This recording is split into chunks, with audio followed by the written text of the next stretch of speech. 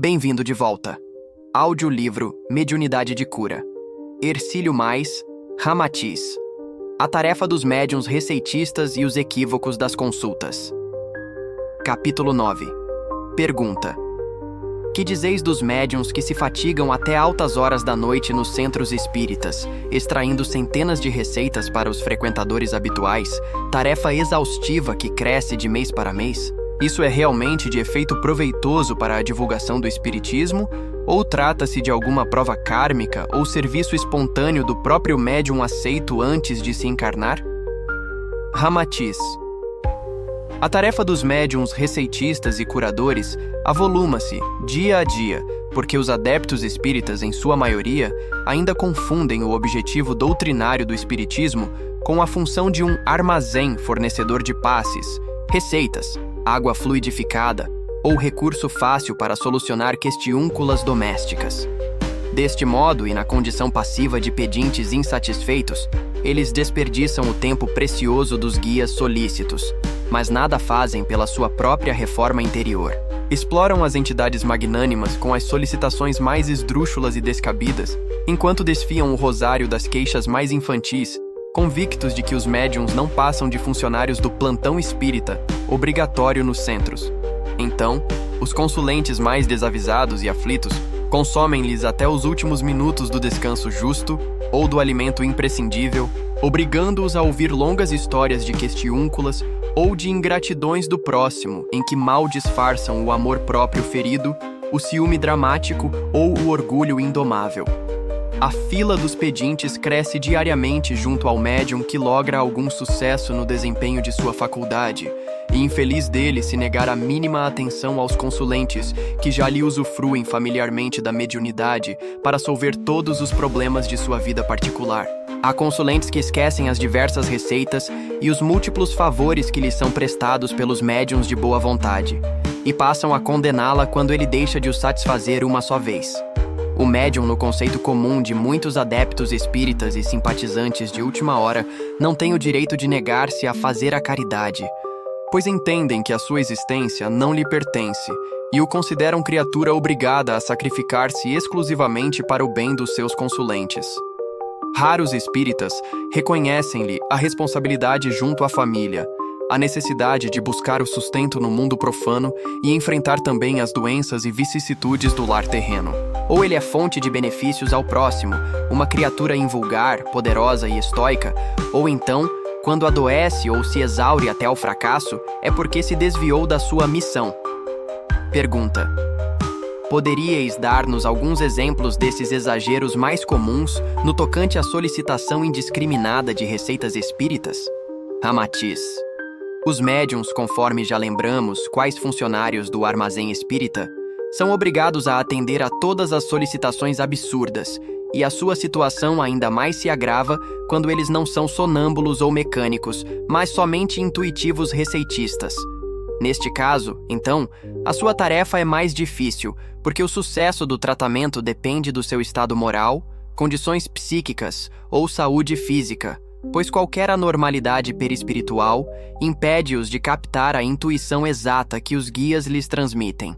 Os consultantes entendem que os médiuns devem atendê-las em todas as circunstâncias, sem considerarem horários ou as dificuldades e imprevistos humanos que atingem a todos. Para esses simpatizantes, o médium e os espíritos têm o dever precípuo de curar os efeitos nocivos que eles sofrem, às vezes, devido aos exageros de alimentação, bebidas alcoólicas, gelados e outros desatinos censuráveis. Eis porque se tornou comum o hábito indiscriminado de pedir receitas mediúnicas para atender a todos os parentes, amigos e conhecidos. Alguns adeptos espíritas viciam-se aos passes mediúnicos, assim como os fumantes inveterados escravizam-se ao fumo. Ou então, como os católicos que se habituam à missa todas as manhãs. Outros, embora gozem de excelente saúde, entram na fila de passes e vampirizam os fluidos terapêuticos que poderiam nutrir a outros mais necessitados e realmente enfermos. Mas essa viciação cômoda é justificada graciosamente com a desculpa de que o passe espírita não é desvantajoso mesmo para os sadios, pois em qualquer circunstância sempre faz bem. O espiritismo, portanto, para muitos, ainda é considerado a tenda miraculosa ou a fonte prodigiosa de recursos fáceis para atender a todas as necessidades mais comezinhas e as consultas mais prosaicas, funcionando os médiuns à guisa de caixeiros, com a obrigação de atender a todos, sob pena de serem apontados como descaridosos. Pergunta: os espíritos desencarnados não poderiam advertir essas criaturas de que o espiritismo não é doutrina de exclusivo benefício material? Tal providência não conduziria os seus simpatizantes a uma compreensão mais certa dos verdadeiros objetivos da modificação de Kardec? Ramatiz. O espiritismo, como o cristianismo redivivo, é um movimento benfeitor endereçado a todos os homens, independentemente de classe, de raça, de cultura, de condições sociais ou situação financeira. E o médium espírita, quando é consciente de suas obrigações no seio da doutrina, é sempre a criatura caritativa e afetiva, desinteressada de quaisquer proventos, dádivas ou compensações materiais, cumprindo dignamente o compromisso que aceitou no espaço em favor dos encarnados e também para redimir-se dos seus débitos contraídos em vidas pretéritas. Estas considerações são uma advertência quanto à imprudente interpretação unilateral que se faz da verdadeira finalidade do espiritismo na Terra, pois, independente dos passes e dos demais auxílios mediúnicos que ele presta aos homens, é imprescindível que os seus adeptos ou consultantes se devotem especialmente ao seu aperfeiçoamento espiritual. É razoável que roguem orientações espirituais aos desencarnados, sirvam-se do receituário mediúnico, dos passes ou da água fluidificada, pois tudo isso é realmente serviço e objetivo amoroso da alçada da doutrina espírita, como nova mensagem cristã rediviva.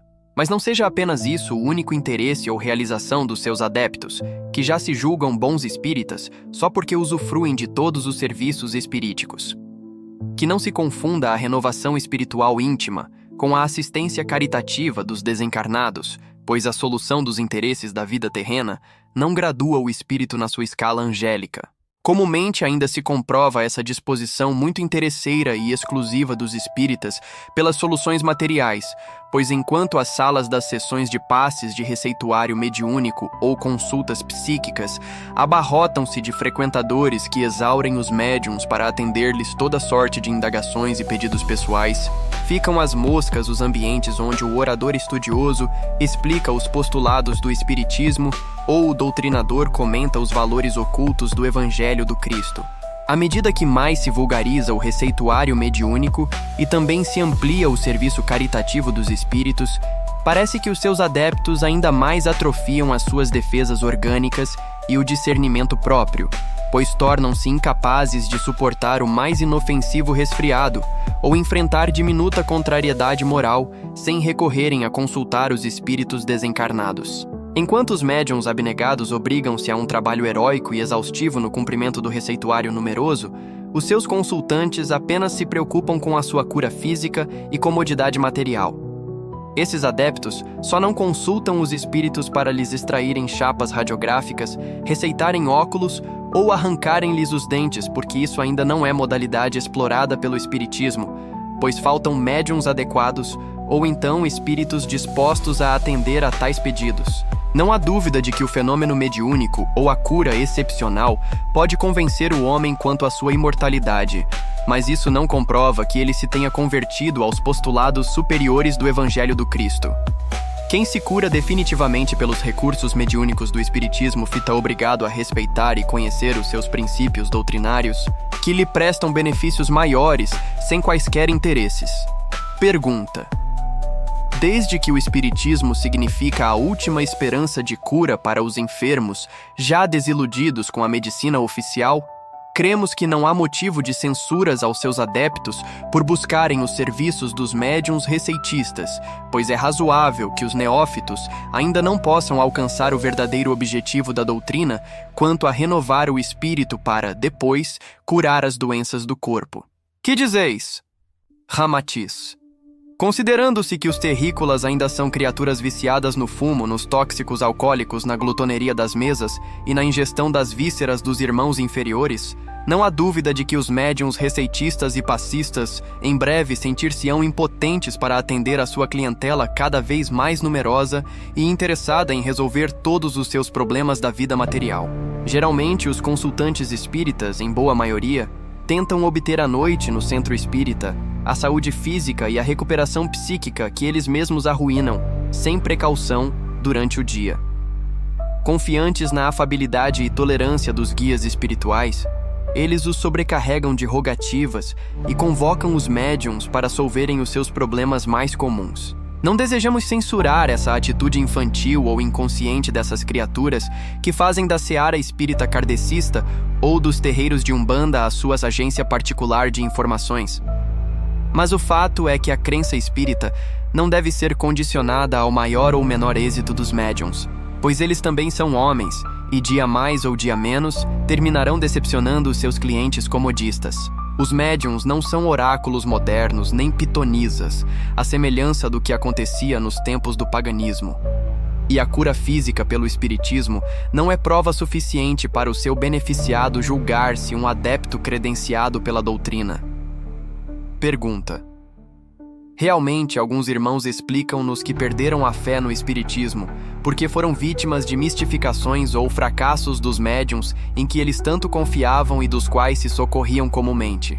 Ramatiz: sem dúvida, esses são ex-espíritas completamente desiludidos da doutrina porque imprudentemente haviam alicerçado sua crença sob a garantia do êxito dos fenômenos mediúnicos.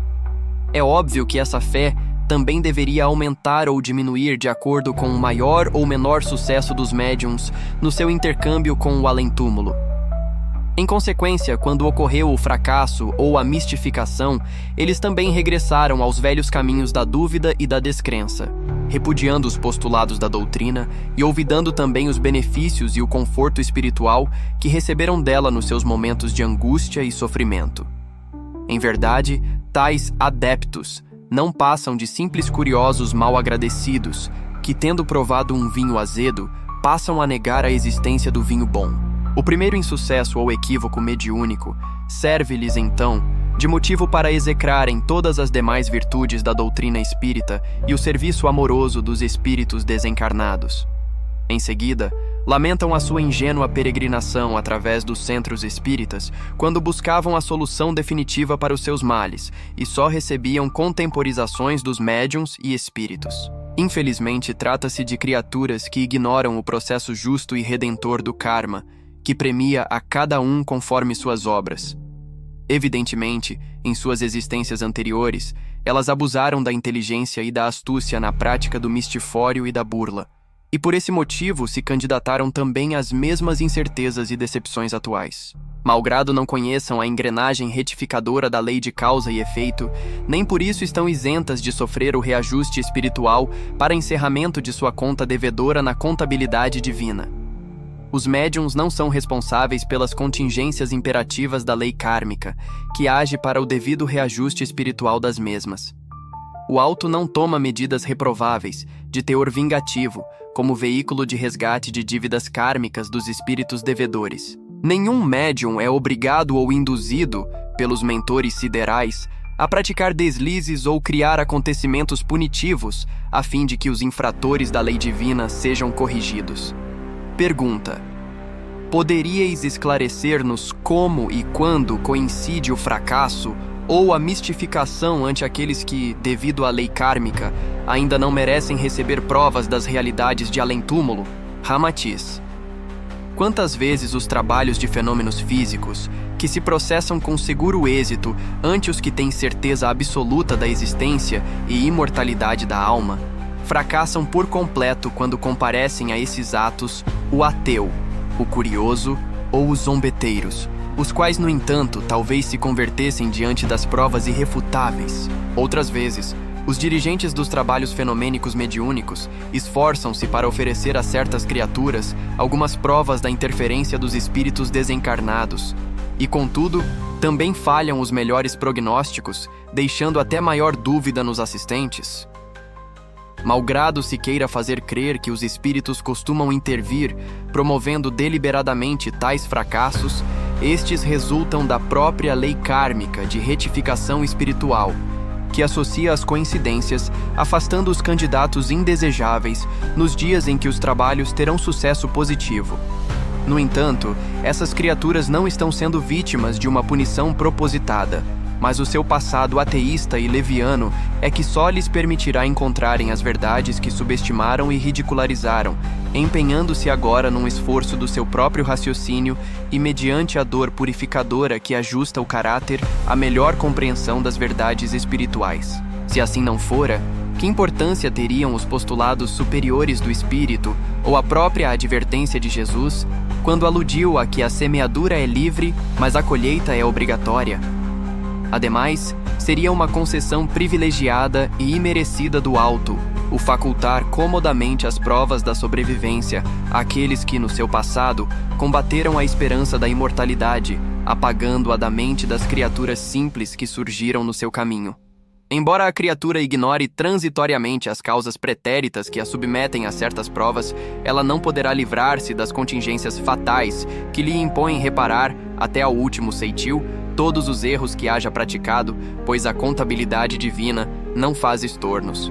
Mesmo porque se trata da própria redenção espiritual do devedor, aqueles que em vidas anteriores usaram de sua inteligência, cultura e privilégios, semeando a descrença e o ateísmo nas mentes menos esclarecidas, a lei, depois, obriga-os a provas kármicas de teor equivalente. É o que acontece também aos que, tendo abusado da sua arte ou do seu talento, depois, quando voltam à Terra, noutra encarnação, por mais que se esforcem e lutem para vencer, a dita lei do karma priva-os de obterem o êxito desejado. É o caso de inúmeros jovens que tentam estudar medicina, engenharia, pintura, música ou qualquer outra matéria, mas a lei kármica interfere, opondo-lhes obstáculos de toda a ordem e até deficiências intelectuais e físicas que os impedem de conseguir realizar o objetivo sonhado. Sim. Quantas vezes um livro de temas ou concepções licenciosas e deprimentes é qual vírus infeccioso a intoxicar a consciência da coletividade? E outros que, pelas ideias expostas em suas páginas, instigando movimentos de ódio e vingança de caráter nihilista, são uma espécie de rastilho mental incendiário que resulta em conflitos de sangue e morte, levando à angústia e à desgraça a muitos lares? Na época que viveis o próprio ateísmo, que encontrou agasalho na mente de uma parte da vossa elite intelectual, tem sua matriz nos livros de alguns pensadores ousados, cuja concepção positiva não aceita a existência de Deus, porque, segundo alegam, ainda não conseguiram encontrar-se com ele face a face. Em tais casos, aos espíritos autores de semelhantes livros, ao voltarem à Terra, noutra reencarnação, ser-lhes-á subtraída a capacidade mental de tornarem a ser escritores, ou se o forem, terão de escrever obras cujas ideias e teorias em sua substância combatam o ateísmo que propagaram antes e contribuam de forma positiva para edificar os postulados da fraternidade, amor e tolerância na consciência da humanidade.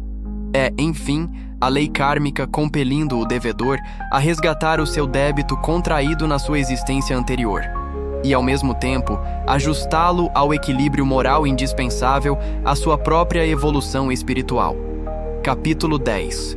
Considerações sobre os pedidos de receitas apócrifas. Pergunta: há possibilidade de o médium criterioso e assistido por bons espíritos receitar para alguém já falecido, cuja consulta foi feita com intenção de confundir e desacreditar o intercâmbio mediúnico? Ramatiz: isso é possível e até frequente, pois há muitos médiuns intuitivos que confundem o seu próprio pensamento como sendo intuição dada pelos seus guias, e assim é fácil incorrerem nesse equívoco.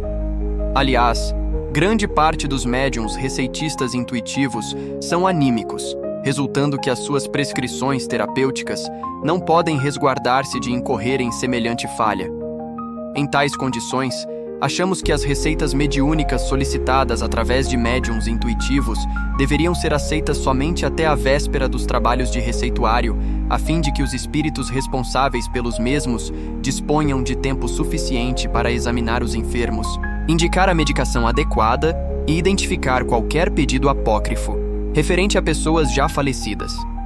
Não é possível êxito absoluto num receituário mediúnico desarticulado, conduzido às pressas, conforme é comum na maioria dos centros espíritas, devido à inexperiência, ignorância e indisciplina nos trabalhos. E também seria conveniente limitar-se à quantidade de receitas para cada sessão, evitando-se receituário excessivo, pois exige do médium um dispêndio de energias que resulta em fraca sintonia com o guia assistente. E os casos mais graves ou de urgência deveriam ser atendidos à parte, longe do público, em ambiente mais calmo, a fim de possibilitar ao médium poder captar com mais fidelidade as intuições quanto à medicação para cada enfermo. Pergunta: qual o processo ou a técnica adotada pelos espíritos terapeutas para atenderem ao receituário que lhes é solicitado?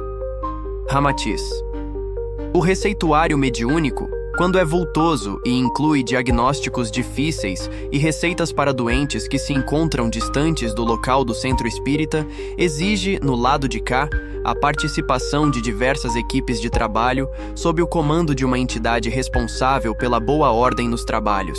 Essas equipes compõem-se de técnicos, médicos, laboratoristas, enfermeiros, químicos e pesquisadores, em comunhão com outras entidades, que os auxiliam num serviço coletivo, disciplinado e ágil. Eles dirigem-se à residência dos enfermos registrados nos pedidos do centro espírita, fazendo observações diretas, consultando os mentores familiares, e depois transmitem todos os detalhes destinados a esclarecer o guia terapeuta, que permanece junto ao médium no desempenho da sua tarefa de assistente receitista. As observações colhidas nos ambientes onde situam-se os enfermos são transmitidas na forma de ondas que se projetam num espelho fluídico, situado na mesa do receituário e diante do médium, embora invisível para este. Trata-se de um receptor confeccionado com substância do mundo astral e que desempenha as mesmas funções dos vossos televisores. Em sua tela, aparecem as imagens do perispírito dos enfermos, apresentando todos os sinais ou características patogênicas existentes no tecido perispiritual, as quais orientam o guia no diagnóstico e na prescrição do medicamento adequado. 1. Nota do revisor. Vide: Nos Domínios da Mediunidade, capítulo 16, Mandado Mediúnico, página 143, obra de André Luiz, ditada a Chico Xavier. Idem, capítulo 29 de Estudando a Mediunidade, obra de Martins Peralva, com maiores detalhes sobre esse. Espelho. Edições da Livraria da FED. Espelho Brasileira. Pergunta: poderíeis dar-nos maiores esclarecimentos a respeito dessa técnica terapêutica, por intermédio do referido espelho fluídico? Ramatiz: os espíritos cooperadores, mediante aparelhagem apropriada, captam a imagem do perispírito dos consulentes e transmitem-na à distância, habilitando o guia receitista a fazer a leitura e observar todas as alterações patogênicas da fisiologia perispiritual, a fim de identificar a causa mórbida do caso e receitar acertadamente.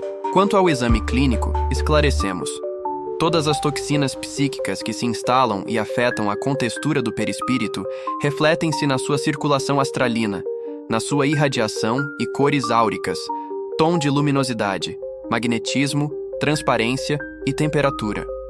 E esta sintomatologia mórbida ou enfermiça constitui um quadro tão evidente e seguro para a orientação do espírito receitista como o que serve de base aos vossos médicos quando analisam o corpo humano. Conforme já explicamos, Alhures 2, o perispírito é um organismo definitivo hipersensível, consideravelmente mais aperfeiçoado do que o corpo físico transitório. É, enfim, o molde original à matriz, ou contraparte, astralina, que tanto preexiste no nascimento físico, como sobrevive à morte do corpo. Todas as emoções de sentimentos deprimentes da alma repercutem na contextura sutilíssima do perispírito, dando lugar a afecções mórbidas no mesmo, as quais, por sua vez, repercutem e afetam o corpo carnal, pois este, na realidade, é o seu fiel prolongamento ou reprodução materializada. 2. Vide capítulo Noções sobre o perispírito e suas delicadas funções, da obra de Ramatiz, A Sobrevivência do Espírito.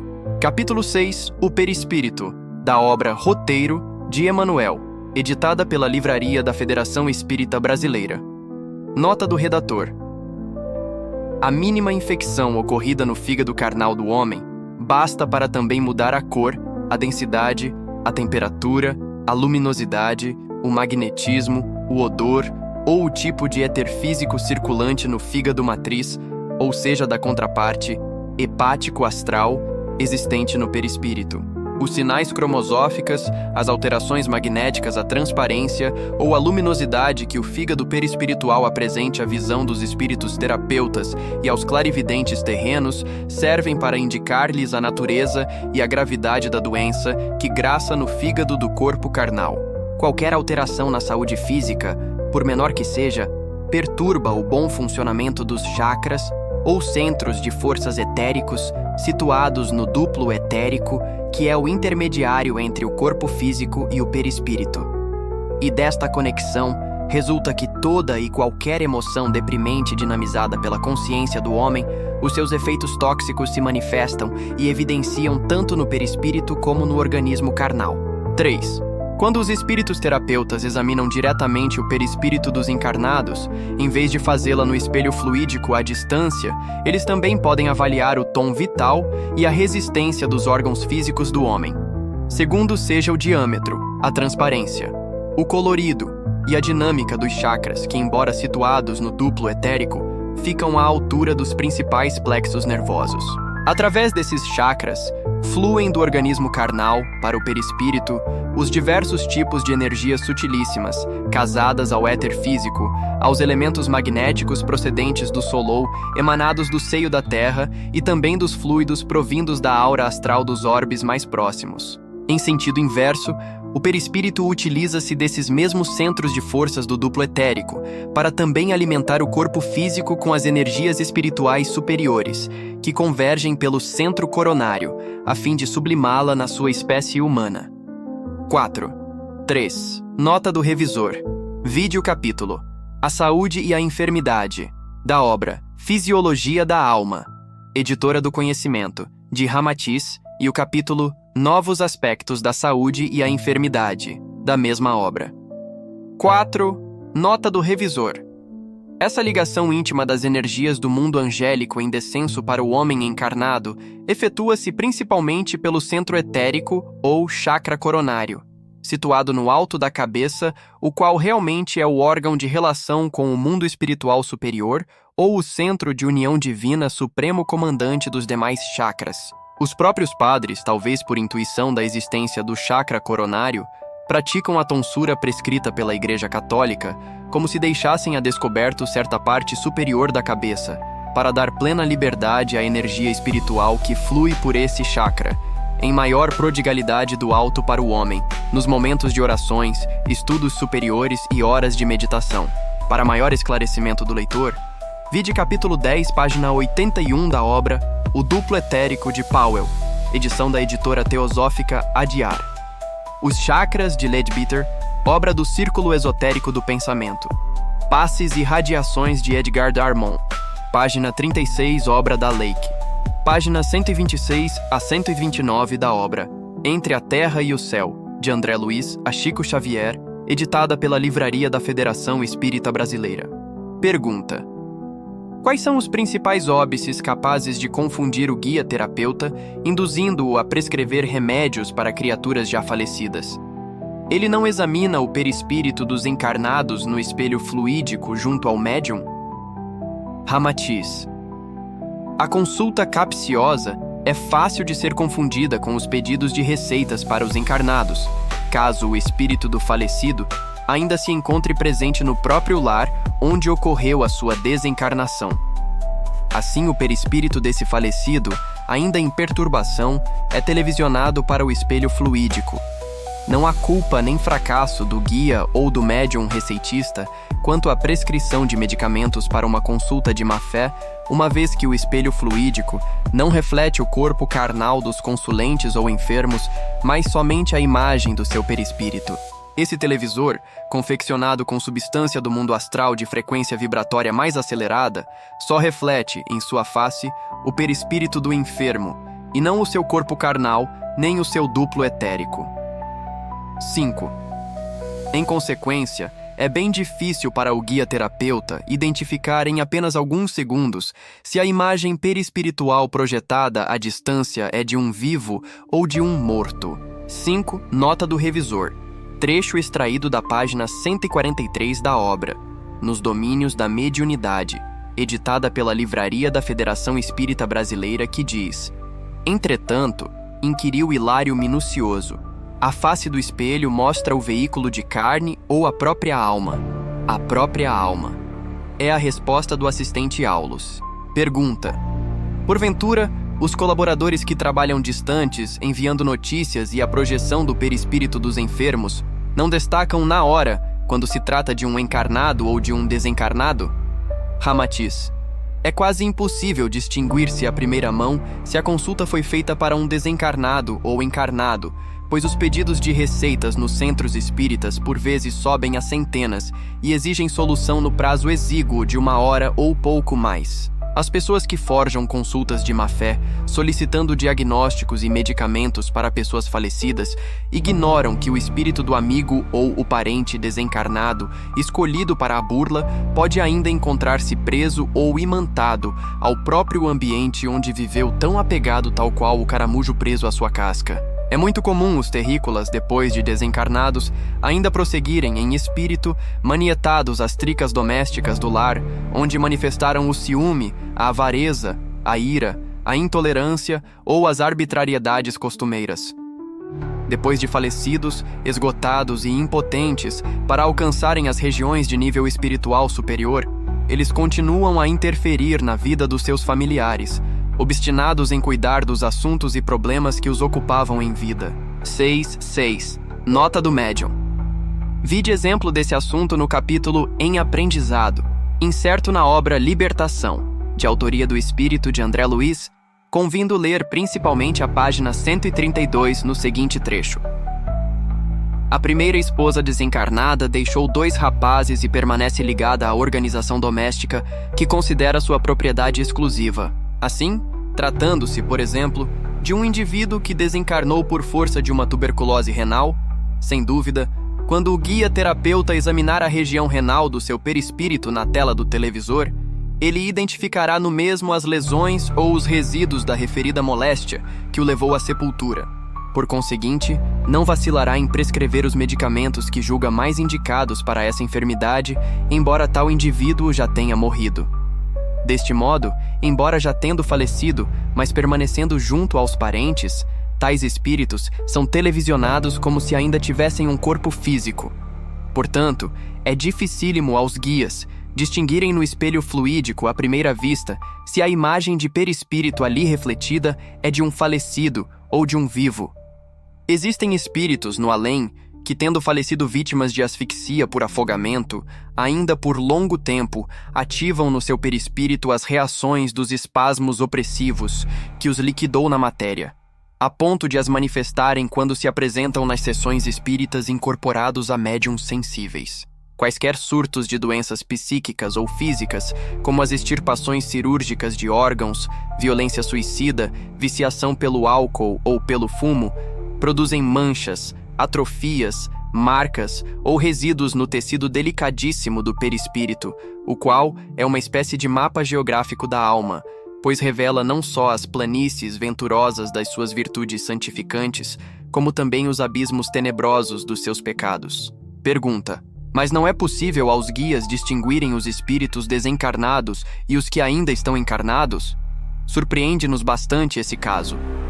Ramatiz: estamos nos referindo ao perispírito dos enfermos, que é projetado no televisor fluídico, junto ao médium receitista. Fora disso, não há qualquer problema para fazer essa distinção, mas acontece que o duplo etérico, inseparável do perispírito dos vivos e não dos mortos, composto pelo éter físico exsudado da terra, é um fluido grosseiro e denso que não se reflete no espelho fluídico. Aliás, os espíritos encarnados, quando à noite, deixam o seu corpo físico no leito e se movimentam pelo espaço. Sempre conduzem o seu duplo etérico 7, e os desencarnados mostram-se apenas com o seu perispírito interpenetrado pelos fluidos da mente e da emoção, revelando as cores particulares e a luminosidade própria do seu grau espiritual.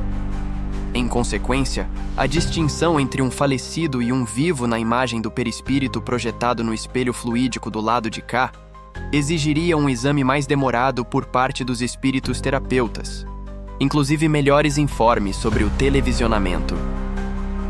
Nota do revisor. Trechos sobre o assunto extraídos da obra Nosso Lar, de André Luiz, ditada a Chico Xavier, páginas 148 e 149. Pareciam dois homens de substância indefinível, semiluminosa. Dos pés e braços pendiam filamentos estranhos, e da cabeça como que escapava um longo fio de singulares proporções. Aqueles são os nossos próprios irmãos da Terra. Trata-se de poderosos espíritos que vivem na carne em missão redentora e podem, como nobres iniciados da eterna sabedoria, abandonar o veículo corpóreo, transitando livremente em nossos planos. Os filamentos e fios que observou são singularidades que os diferenciam de nós outros. Pergunta: e por que é mais provável o médium intuitivo receitar remédios para pessoas falecidas, enquanto isso é menos possível entre os médiums mecânicos sonâmbulos ou de incorporação? Porventura, o êxito do receituário mediúnico não depende mais propriamente da capacidade e do conhecimento dos guias receitistas? Ramatiz. O médium intuitivo receitista confia plenamente na fluência da intuição ininterrupta, que o seu guia fornece-lhe durante o trabalho mediúnico.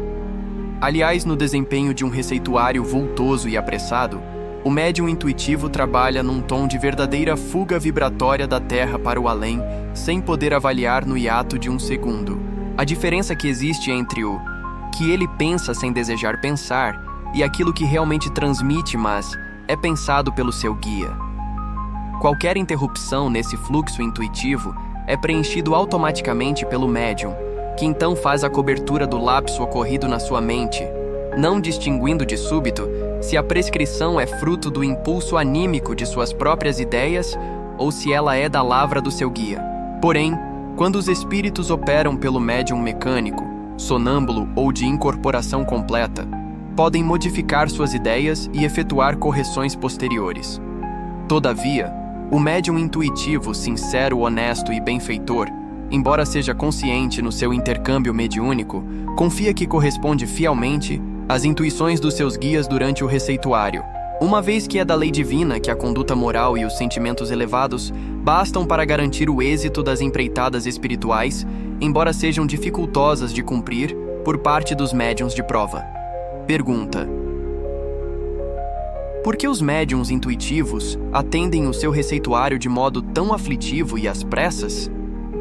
Se eles apenas captam o pensamento do seu guia e depois devem vesti-lo com suas próprias palavras à semelhança de um moço de recados, porventura também escrevem sob impulsos instintivos incontroláveis, tal qual acontece com os médiuns mecânicos sonambúlicos ou de incorporação? Ramatiz. Quase todos os médiuns intuitivos ignoram que poderiam escrever o seu receituário mediúnico de modo calmo, de olhos fechados ou abertos, luz acesa, podendo examinar em tempo os pedidos dos consulentes e até analisando-os de modo a auscultar a opinião do seu guia, quanto à possibilidade de uma fraude. O médium intuitivo trabalha sob a força inspirativa do seu guia e por via telepática ou pelo contacto perispiritual. Ouve-lhe o pensamento no silêncio da alma, cabendo-lhe traduzir ia em termos entendíveis para os encarnados. Portanto, não há necessidade de produzir uma escrita veloz, espasmódica e repleta de garranchos indecifráveis, e depois traduzi-los em letra redonda para deixar no público a impressão de um fenômeno incomum. Pergunta: porventura, os próprios espíritos terapeutas também não podem errar nos seus diagnósticos, induzindo os médiuns a formularem receitas equívocas? Ramatiz. Isso é possível, porque em nosso atual estado evolutivo ainda enfrentamos inúmeras incógnitas e dificuldades imprevistas.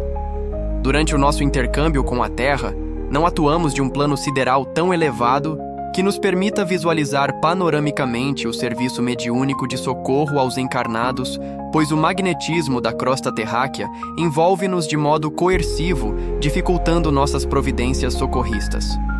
O próprio guia pode prescrever medicação inadequada devido à interferência de fatores estranhos ao seu mister, tais como emissões de ondas mentais, projeção de forças telúricas, oscilações na frequência magnética vibratória durante a interligação com os médiuns ou no exame dos enfermos no espelho fluídico.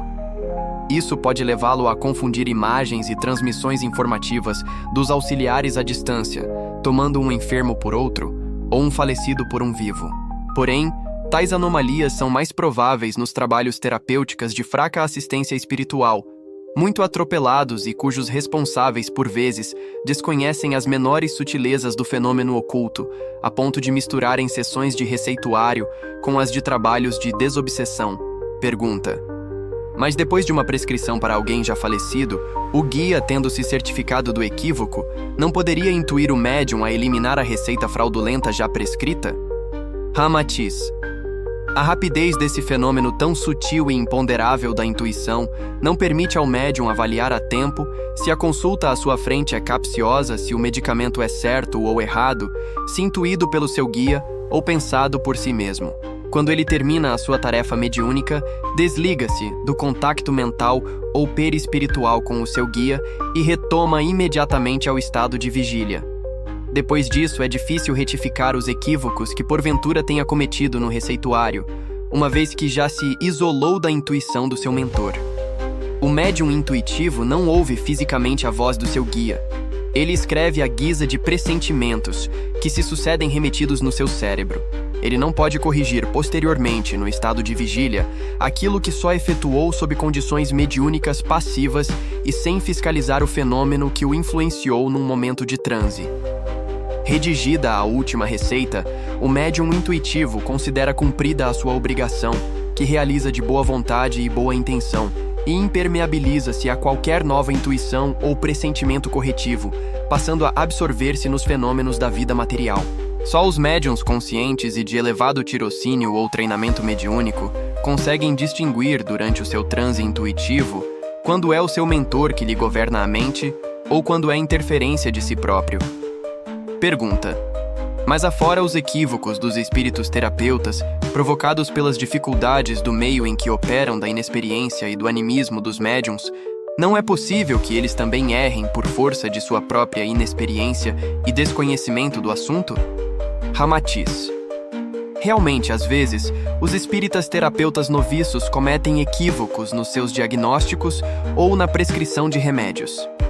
Isso acontece quando ainda são inexperientes e não superam os fatores heterogêneos que os confundem no meio em que atuam, ou, como alunos em progresso, equivocam-se na leitura dos sinais patogênicos existentes no perispírito dos enfermos.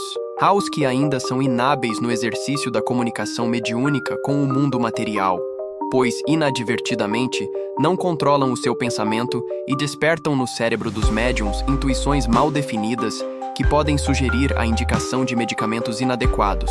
Os espíritos veteranos, no entanto, podem avaliar com facilidade e exatidão a etiologia mórbida dos doentes, assim como identificar pelos resíduos ou marcas enfermiças, no perispírito, até o distúrbio mental ou emotivo que lhes deu origem, tal como o ódio, a raiva, a inveja, a cupidez ou o orgulho. Mas o médium estudioso, experiente e laborioso, em cujos ombros pesa o prestígio da prática mediúnica sob a égide da doutrina espírita, tem assistência espiritual eficiente e segura, livrando-o tanto quanto possível dos equívocos comuns no receituário dos centros espíritas. Pergunta: porventura não é censurável ou nocivo esse receituário, em que tanto o médium quanto o seu protetor receitista são inexperientes? Ramatiz: sem dúvida, o médium novato só pode atender a consultas sem gravidade. Caso ele seja criatura digna, desinteressada e benfeitora, as entidades de maior responsabilidade espiritual também vigiam-lhe o serviço mediúnico e corrigem-lhe a tempo os equívocos do receituário pelo socorro fluídico aos doentes que não foram atendidos a contento. Quantas vezes a simples administração mediúnica de uma infusão de ervas ao doente grave lhe produz resultados miraculosos que granjeiam a fama do médium mais inexperiente. Evidentemente, os beneficiados ignoram que a interferência salutar do alto na hora oportuna pode mover montanhas, curar morféticos, levantar paralíticos ou recompor a carne deteriorada, desde que assim seja determinado por ordem espiritual superior, pois nada acontece por acaso. 8. Nota do médium. Tivemos oportunidade de assistir o médium Arigó operar órgãos infectados e corroídos, que se mostraram até renovados, à luz do dia, portas abertas, sem asepsia ou anestesia. Os enfermos deitavam-se no chão, sobre folhas de jornais, e ali mesmo, o espírito do Dr. Fritz operava com canivete, bisturis impróprios ou ferramentas poluídas. Sem dúvida, o alto, quando assim o quer, opera milagres sob os nossos olhos surpresos, embora o faça através de leis que desconhecemos. Realmente, as receitas mediúnicas atendidas pelos médiuns intuitivos, inexperientes e que resolvem desempenhar uma função terapêutica para a qual ainda não foram eleitos, são quase sempre ridículas, inócuas e às vezes até nocivas. 9. Nota do médium. Em Curitiba, entre dezenas de médiuns prematuros ou que confundem o seu animismo com mediunidade, aventurando-se a receitar sem possuírem credenciais para isso, destacamos 2 casos recentes que nos parecem dignos de anotação. F. Criatura recém-obsediada e sob tratamento espirítico, sem estudo e sem experiência alguma, mal titubeando no desempenho de sua mediunidade atrofiada ou anímica, contrariando as advertências dos mais sensatos, pôs-se a receitar a torto e a direito, atendendo filas de pessoas à sua porta, mas negligenciando os próprios deveres inadiáveis do lar. Eis uma de suas receitas, atribuída ao espírito de Bezerra de Menezes. Tome uma garrafa de vinho Málaga, ponha 2 pregos enferrujados, um pedaço de carne passada, uma pitada de pó de chifre de carneiro novo e 2 folhas de boldo. Enterre tudo durante 3 dias e depois tome 4 colheres de sopa longe das refeições. O doente desta receita levou mais de 1 mês para corrigir a tremenda infecção intestinal. No entanto, a abnegação, o serviço desinteressado e a experimentação incessante por parte dos médiuns honestos, sinceros e bons, terminam por despertar-lhes na alma as virtudes superiores e apurar-lhes também a frequência vibratória capaz de situá-los até ao nível dos planos superiores. E mesmo no caso de certas receitas anímicas criticáveis, mas receitadas por médiuns boníssimos, apesar de inexperientes, os espíritos terapeutas depois interferem junto dos seus enfermos, dinamizando a medicação prescrita, de modo a garantia, sob o patrocínio mediúnico do espiritismo. No entanto, os espíritos malfazejos e mistificadores, que exploram os médiuns vaidosos e alimentam-lhes a presunção de cultura ou de poderes extraordinários, além de interessados em desmoralizar o espiritismo, chegam a praticar a eterinária, ou seja, a eliminar o éter físico das medições prescritas por esses médiuns mal assistidos. Pergunta: e que dizeis quanto às consultas de má-fé que certos consulentes capciosos pedem aos médiuns para pessoas inexistentes? Nesse caso, não existe a possibilidade ou o equívoco de o guia terapêutica confundir a imagem do perispírito de um falecido com a de um encarnado no exame de um espelho fluídica, Ramatiz.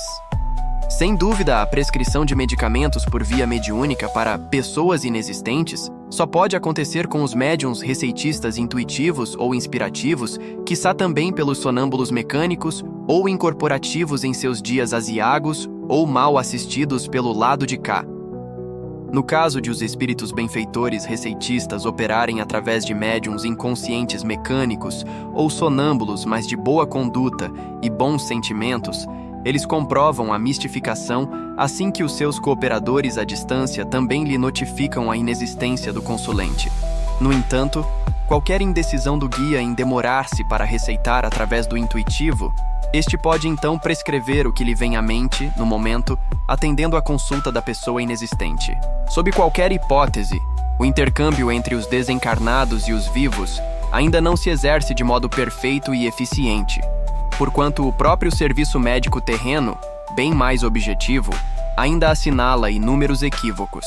Reconhecemos que as desilusões prematuras dos médiuns ainda incipientes, os quais desconhecem as imensas dificuldades que enfrentamos para movimentá-los no serviço mediúnico e obtermos o mínimo de aproveitamento, podem levá-los a abandonar o seu trabalho ainda em progresso, tal qual a criança que desiste de alfabetizar-se porque lhe deram o alfabeto truncado.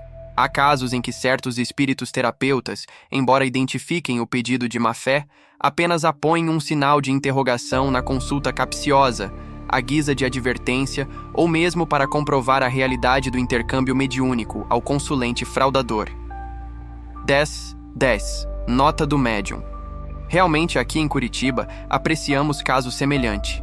Determinada pessoa, desejando provar excelente médium receitista, formulou um pedido de receita para pessoa inexistente e com um endereço apócrifo.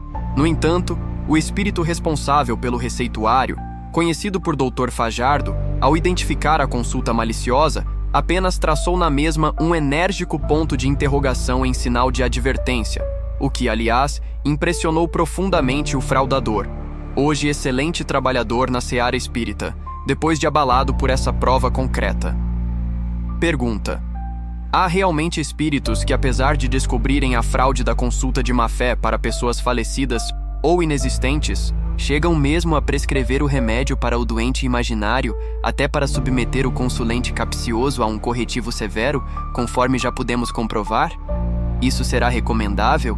Ramatiz: não vemos motivo para estranheza no fato, pois os espíritos que vivem no astral em torno da Terra são as mesmas criaturas que já viveram encarnadas na matéria. Considerando-se que a morte é apenas o desvestimento do escafandro de carne que prende a alma à matéria, em vez de tratar-se de um banho miraculoso que transforma criminosos em santos e ignorantes em sábios, a verdade é que todos os terrícolas retomam para o além, conduzindo as mesmas virtudes ou recalques que possuíam na vida física. Sem dúvida, dentro de meio século, provavelmente, a maioria dos homens daí estará do lado de cá, e os moradores daqui terão renascido na Terra. Deste modo, tanto a humanidade vivente na superfície da crosta terráquea, como a que já faleceu e mora no mundo astral, possui os mesmos gostos, temperamentos e age da maneira peculiar à sua índole psicológica. Há criaturas que atualmente vivem aflitas e fustigadas pelos seus algozes e adversários de outrora, mas depois de livres no espaço, ainda se tornam piores do que os seus velhos perseguidores, devotando-se ao execrável círculo vicioso de ódios e desforras impiedosas. Inúmeros católicos, protestantes e indiferentes, inclusive alguns espíritas encarnados, arrepiam-se à simples enunciação de um espírito junto a si. No entanto, depois que retomam ao além, tornam-se perversos e gozadores, aproveitando-se de sua invisibilidade para atemorizar os terrícolas. Deste modo, só pelo fato de um espírito desencarnado serviçal ministrar remédios por via mediúnica para os vivos, não quer dizer que ele tenha abdicado da sua maneira de pensar e do temperamento peculiar que o dominava na matéria. As soluções, os corretivos e os empreendimentos dos espíritos mentores, terapeutas ou guias variam por aqui tanto quanto a sua própria emotividade ou contextura psicológica, uma vez que a responsabilidade espiritual pertence a cada um segundo suas obras. As providências disciplinares ou redentoras, o grau de ternura ou a severidade dos preceptores do além para com os seus pupilos encarnados divergem segundo acontece com os pais terrenos, que também variam em seus métodos mais severos ou condescendentes na educação dos filhos, embora o seu objetivo mais importante seja torná-los felizes e educados. Há genitores negligentes ou excessivamente sentimentalistas que se deixam dominar pelos filhos, ensejando-lhes péssimas florações do instinto inferior e tornando-os infelizes pela sua tolerância excessiva e até censurável. Existem pais boníssimos que, no entanto, se veem obrigados a adotar o regime de severidade incomum para com os filhos indóceis e temperamentais, que não atendem a conselhos nem a advertências pacíficas de qualquer espécie. Enquanto há espíritos guias que, diante da consulta capciosa e do pedido de má-fé, preferem advertir o fraudador ou silenciar outros mais enérgicos, severos e decididos, não se conformam com a mistificação e até promovem o corretivo que desencoraja o consulente para atitudes semelhantes no futuro. Eles não se conformam de que alguém procure a verdade pelos caminhos da fraude ou da malícia. 11.11. Nota do médium. Em Curitiba, conhecido jornalista e sistemático adversário do espiritismo, forjou uma consulta fraudulenta ao espírito severo de Pai José. Descoberta a mistificação, o preto velho prescreveu a seguinte receita: tome jurubeba e quebra-pedra. A doença não existe, mas ela virá. Então use o remédio, pois é o melhor que existe. Efetivamente, uma semana depois, o jornalista em apreço e que muito se divertira com sua própria farsa e os remédios prescritos foi acometido de violentas cólicas hepáticas que o lançavam de bruços sobre o assoalho e faziam-no resistir a qualquer medicação sedativa e até hipnótica. Finalmente, desesperado, ingeriu o chá de ervas receitado por Pai José e, para seu espanto, curou-se rapidamente.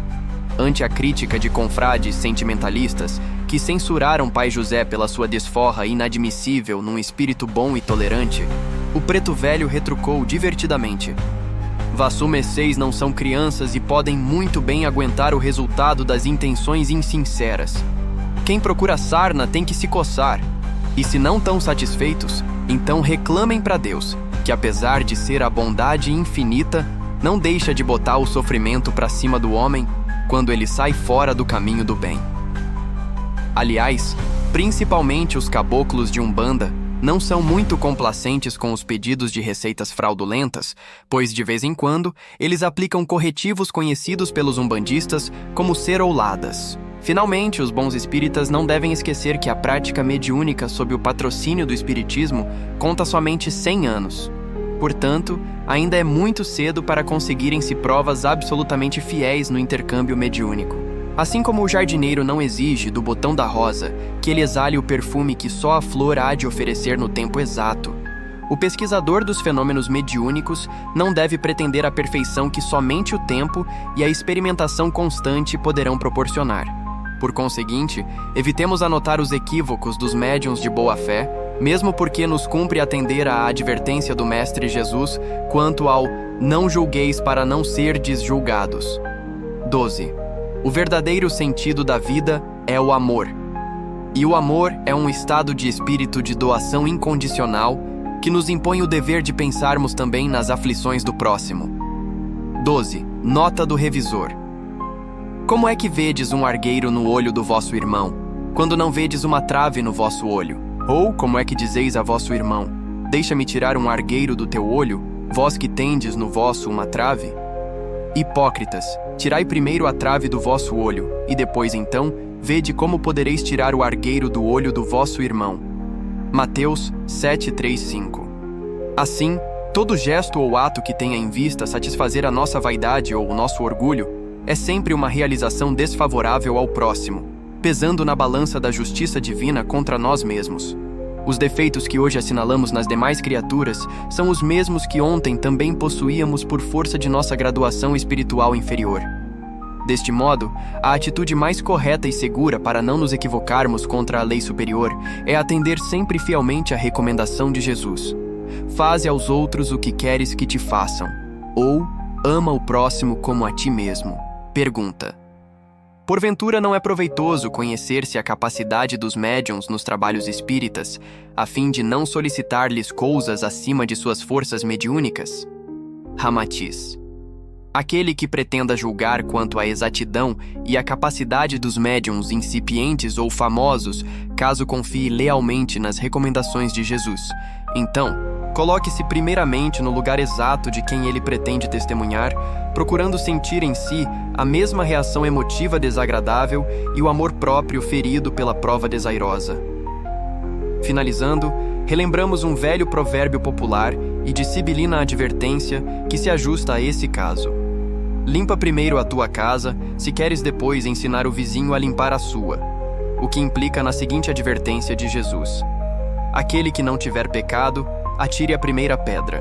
Pergunta: tendes explicado que é mais comum a prescrição de receita fraudulenta para pessoas falecidas ou inexistentes quando solicitadas a médiuns intuitivos. No entanto, conhecemos abalizado e excelente médium psicógrafo mecânico, assistido por bons espíritos, de nossa absoluta confiança e conduta moral ilibada, o qual, submetido a testes de algumas consultas apócrifas no seu receituário, não somente prescreveu medicações para todas, como ainda teceu recomendações de bom quilate espiritual sob a responsabilidade de Bezerra de Menezes. Que dizeis disso? Ramatiz. Só o cadáver apresenta realmente um padrão de sonambulismo absoluto e sem revelar qualquer interferência do espírito do seu dono. O médium sonambúlico, seja intuitivo, mecânico ou de fenômenos físicos, É um ser vivo que detém conhecimentos particulares, experiências próprias e conduta à parte, que lhe formam um temperamento e condicionamento psicológico diferentes. Ele é uma vontade específica, que se opõe a outra vontade, qual seja a do espírito comunicante, influindo, portanto, em nossas comunicações, seja qual for a sua faculdade mediúnica. Os espíritos atuam através do médium mecânico pelo seu plexo braquial, dominando-lhes os braços, no intuito de escreverem diretamente sem fluir o assunto em foco, pelo cérebro físico. Na incorporação completa, eles o fazem através do duplo etérico, movendo em seguida os centros nervosos do cerebelo do médium, até poderem dominar-lhe a laringe e o sistema respiratório, a ponto mesmo de regularem-lhe as cordas vocais, na tonalidade capaz de produzir sons semelhantes aos com que eles mesmos se expressavam quando ainda vivos no corpo físico. No entanto, o espírito do médium pode interferir de súbito, assumindo o comando do seu organismo e contrariando as diretrizes ou truncando assuntos em comunicação. Isso pode acontecer, quer seja médium sonambúlico mecânico ou de incorporação, pois trata-se de criatura vulnerável de psiquismo instável e afetada pelas condições físicas do meio em que vive, muito sensível à turbulência da atmosfera, ao magnetismo do solo, ao clima desagradável e aos fluidos áuricos das pessoas com que se relacionam no mundo. Ninguém, em sã consciência, pode exigir dos médiuns uma exatidão infalível no seu trabalho, mas sim rejubilar-se quando tudo corre proveitosamente. 13. Nota do revisor, vide capítulo 18, dos inconvenientes e perigos da mediunidade, página 221, da obra O Livro dos Médiuns, de Allan Kardec. Edição da Livraria da Federação Espírita Brasileira. Os médiuns também vivem seus dias depressivos, que lhes dificultam o trabalho cotidiano e causam ao transe mediúnico imensas dificuldades. Reagem, inquietos, sob o nosso controle espiritual. Despertam do transe e isolam-se de nossa intuição. Assim como o lago de superfície encrespada não reflete, a contento à luz do luar, o médium perturbado também não recepciona o nosso pensamento de modo correto e seguro. Ele impõe seus gostos, caprichos e automatismos, repudia por vezes nossas ideias, ensombra a vivacidade das comunicações dos espíritos, altera o sentido das sugestões, modifica até a prescrição mediúnica. Durante essas fases negativas, o médium sonâmbulo, mecânico ou de incorporação também está sujeito a equívocos de toda espécie. Doutra feita, se o espírito responsável pelo exame terapêutico demora-se indeciso para localizar o enfermo inexistente, o guia então prescreve qualquer medicação nutritiva, atóxica ante o apelo aflitivo do médium que atende a receituário volumoso e não cessa de receitar. Eis por que é tão comum no receituário mediúnico a prescrição de extratos hepáticos carminativos, xaropes fortificantes, remédios mineralizantes e tônicos para o sistema nervoso, medições que às vezes são dadas para cobertura provisória até ao ensejo de um exame mais demorado e eficiente. Realmente, muitos neófitos espíritas imaginam que o receituário mediúnico é algo miraculoso que se exerce sob uma varinha de condão manejada pelos espíritos desencarnados. No entanto, não é nenhuma panaceia curativa alijando a responsabilidade médica do mundo, mas acima de tudo uma cooperação do mundo oculto em favor dos sofredores. No entanto, entre 1 milhar de receitas solicitadas aos médiuns, 90% não merecem prescrição medicamentosa, além de algum paliativo, e só o restante exige maior atenção. E assim mesmo, com certas restrições impostas pela lei kármica. O médium não é nenhum robô sem vontade e sem alma. É espírito sujeito também a idiosincrasias incontroláveis, resultando do seu trabalho de receitista, um serviço deficiente, porque além de suas próprias falhas, ele enfrenta o meio ambiente, as dificuldades dos seus comunicantes e o próprio imerecimento do consultante. Embora Allan Kardec tenha recomendado que é preferível rejeitar 99 verdades a admitir-se uma só mentira no espiritismo, os resultados decepcionantes nas consultas não devem servir de dogma ou fundamento para qualquer princípio doutrinário na seara espírita, uma vez que o fenômeno mediúnico ainda não é de domínio completo nem dos vivos nem dos mortos. Gastamos precioso tempo no mundo quais Sherlock Holmes, catando deficiências alheias, enquanto os ponteiros do relógio avançam celeremente, marcando-nos a partida para o túmulo. O espírito eterno que palpita em nossa intimidade é a bússola que nos conduz para o norte angélico. E aquele que não descobre a imortalidade da alma em si mesmo, de modo algum poderá encontrá-la pelos compêndios doutrinas ou pesquisas feitas pelos outros. 1414. Nota do médium. Em certo trabalho mediúnico de conversa ao pé do fogo, entre espíritos desencarnados e os frequentadores, conhecido engenheiro curitibano ateu, mas sarcástico, tentou submeter perguntas complexas à entidade conhecida por Nhoquim, velho filósofo sertanejo falecido no Paraná.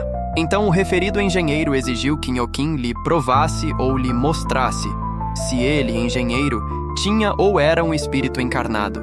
Nhoquim, caboclo fino e matreiro, riu gostosamente e respondeu-lhe de modo divertido: "Messê num tá bom do cérebro, seu doutor. Não há de ver que eu devo encontrar por fora o que Messê num encontra por dentro, isto é, o espírito de Messê? A despois de num ter certeza se existe, ainda que eu prove isso." Doutra feita, alguém alegou a Nhoquim que não podia crer em Deus, por não vê-lo e nem possuir meios de concepcioná-lo. Nhoquim então respondeu-lhe: "Quando Messê põe um grão de milho na mão, Messê tá vendo ali a espiga? Ah, não vê? Pois então plante o grão para ver se a espiga não aparece." Que é a consciência de Messê? Não é também um grão de milho no seio de Deus? Messê cresça então em consciência, que também há de ver Deus no momento certo. Tarquar o grão de milho plantado acaba se achando no meio da espiga. Pergunta. Explicou-nos certo médium que, às vezes, os espíritos guias deixam de propósito o seu médium prescrever medicamentos para criaturas inexistentes ou falecidas, a fim de ele ser provado em sua humildade. É verdade isso?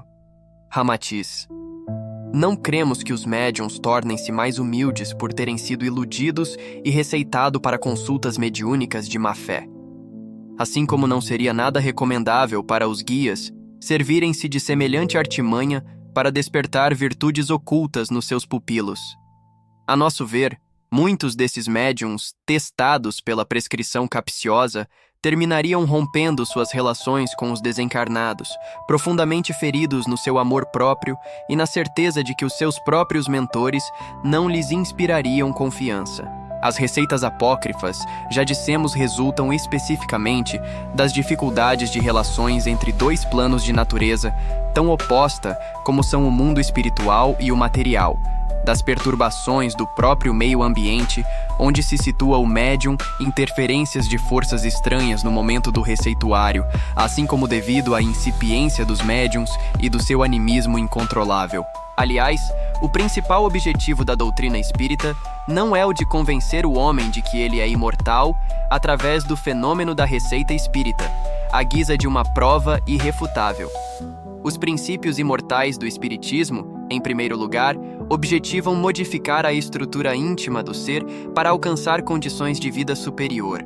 O mundo está cheio de líderes religiosos e criaturas convictas de sua imortalidade. E, no entanto, não lhes é difícil meter uma bala no próximo, esbofetear um irmão ou lançar crianças ao abandono, apedrejar cães e gatos, prender pássaros, processar devedores infelizes, associar-se às indústrias belicosas ou dilapidar o erário. Sem dúvida, elas sabem que não viverão eternamente na Terra, pois algumas até divulgam a ideia da imortalidade, confiando no céu para os justos e no inferno para os maus. A Inquisição, as Cruzadas, o massacre dos huguenotes pelos católicos em Paris sempre foram empreendimentos executados em nome da alma imortal e em defesa da divindade. Que importa, pois, o homem saber-se imortal, se ele nada fizer de proveitoso e justo para depois usufruir os frutos dessa condição venturosa? Este capítulo de Ramatiz nos lembra, via Hercílio Mais, que o verdadeiro objetivo do espiritismo é o aperfeiçoamento espiritual e a reforma interior, não a busca cômoda por receitas ou passes. O estudo da lei kármica e do mecanismo do perispírito exige nosso discernimento.